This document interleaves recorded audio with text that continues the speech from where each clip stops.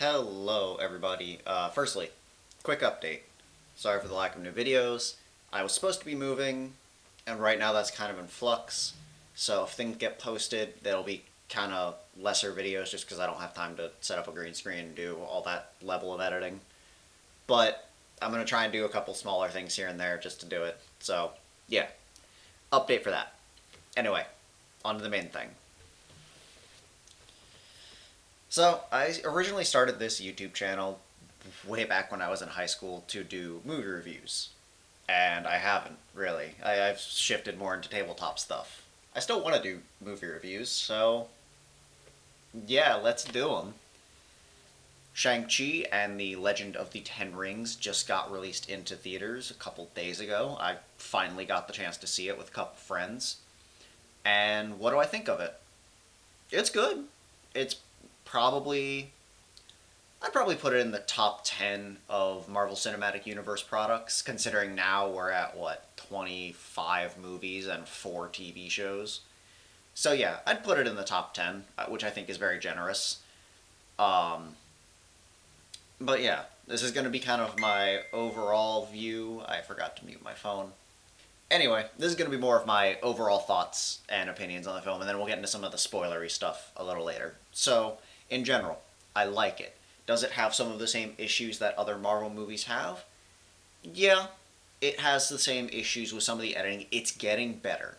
The editing is getting better, especially with this film when they let the camera linger, and show the really impressive fight choreography for the movie. It's still really good and really solid. I like the main character. I like the villain, Wen Wu or the Mandarin.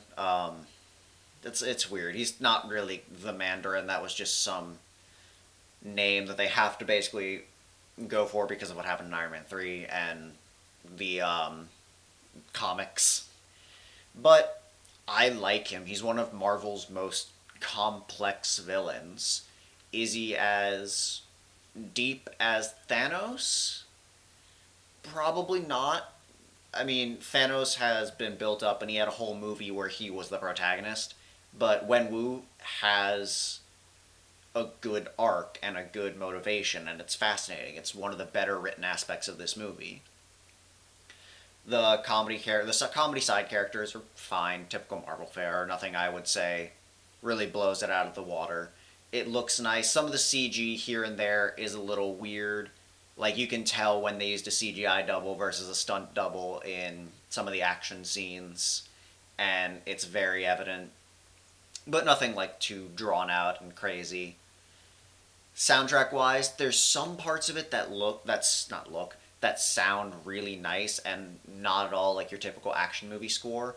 And there are other times when it's kind of just a typical action movie score, and I would have liked it better if they leaned into that more. I don't want to say Chinese. I'm not 100% certain, so I don't feel comfortable saying that. I don't want to say that, but like into that stranger style of score, the more hip hop beats and such that you can hear in the trailers. But yeah, it's fun. Is it the best movie? No. Is it a good origin? Yes. I think this is definitely one of the better origin movies that Marvel has told compared to Ant-Man, Doctor Strange. Like this is definitely up there in terms of origins with Iron Man, which granted that is still my favorite MCU movie. I hold a very soft spot for that movie. But in terms of origins, because lately they've just been kind of like, yeah, these people exist, move on, here we go, keep telling the stories. I like that, and I like that this one is more of a origin. It addresses some of the things that have happened in the MCU before. If you want to score, I'd give this. I don't know. I don't like scores. I always give a score in case people like need a physical score. I'd say like a hard 7 out of 10, pushing on an 8. Because while I do like this movie, part of it does feel like typical Marvel fare. And the TV shows have spoiled me because the TV shows are fairly different, with the exception of, I think, Falcon and Winter Soldier feeling just like an extended movie. But anyway. Now let's get into the spoiler stuff. If you don't want to hear about some of the major things that happen, just leave. Go away, it's fine. I appreciate you coming. We don't need to hear you talk about all the. You don't want to know about all the spoiler stuff. Um, so let's talk about the big thing that really drove part of this movie down for me, and that is its climax. The main conflict of the film is between Shang-Chi and his father Wenwu, which is wonderful. I love the dynamic, I love the writing, I love the acting. It's really good. And then it's told throughout that there's this other thing. You hear it like two or three times beforehand. And at the end of the film, the final boss is not Wenwu. The final boss is this creature called the Dweller in Darkness. Looked it up. It's a Doctor Strange villain from like the 70s. That doesn't really look like it does in the comics. But it just ends with another giant CGI monster, and it takes away from, for me at least, from the actual dynamic of a father and son fight to something else. And sure, it's fine. It's got a cool design, but it just doesn't feel like it fit with the rest of the film. It feels like they needed an unequivocal big bad, an actual monster that could not be redeemed to fight and show off the powers, but it's fine. It looks cool. It's got a cool fight scene, but like narratively, it just doesn't fit for me. It still has some of the later fights for me don't look as impressive as some of the earlier fights. Like the first three main fights, which are Wenwu and his wife when they first meet, which is my favorite fight in the movie. The bus fight, which you've seen a bit of in the trailers. That's probably going to be one of the signature scenes because it's really well choreographed. There's some really good shots in there. And then the underground fighting ring. Those are the three best fights. Later, it starts to get a bit more CG heavy as the 10 rings get used more and more. Also, I don't care that the 10 rings are different from the comic counterparts. I'm kind of glad they're different because the 10 rings from the comics are really over the top, really weird, really crazy. They all have very different powers. Like each finger does something different, and I'm fine with not doing that. Especially since we just had another character who wore multicolored jewelry on his hands that gave him superpowers. Didn't need another one like that so soon. But yeah, it's my issues come up with the fact that it's not a bad paced movie. There's some times when I thought maybe it could have picked up. There are some things that feel glossed over.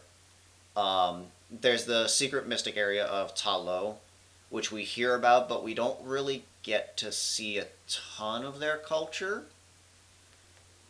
I don't know if we're going to see more of that in the sequel. Shang-Chi has not been announced for a sequel yet or to be appearing in anything else. Is going to. It's Marvel. Marvel signs like 7 movie deals with people nowadays. I want to say Sebastian Stan had like a 9 movie deal. So yeah, it's one of those things that I'm like, oh okay, cool. There's some detail. There's some details there. There's some decent world building, but I don't know if it's going to be something that's going to be seen later in the series or in another movie or in a spin-off TV show. No idea.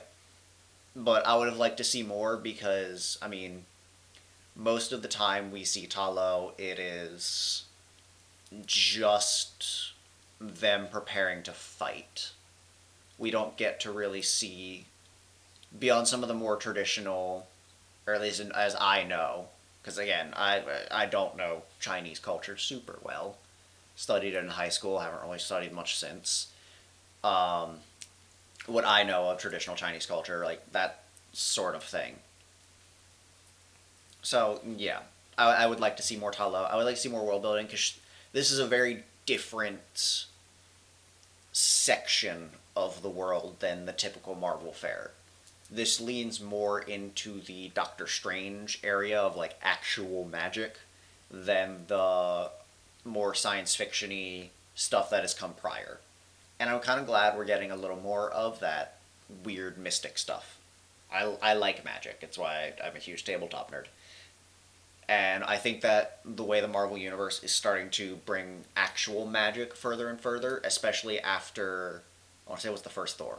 I'm pretty sure it's the first Thor, went and said, hey, they operated on Clark's third law, which states that any sufficiently advanced technology is indistinguishable from magic.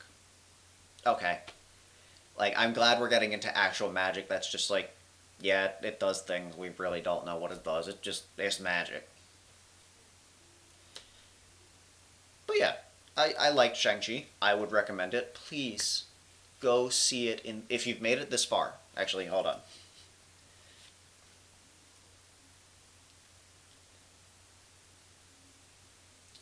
End thoughts.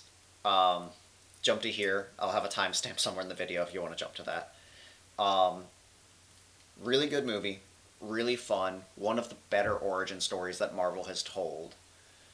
And please go see this movie in a theater. Do not wait for it for Disney Plus or DVD.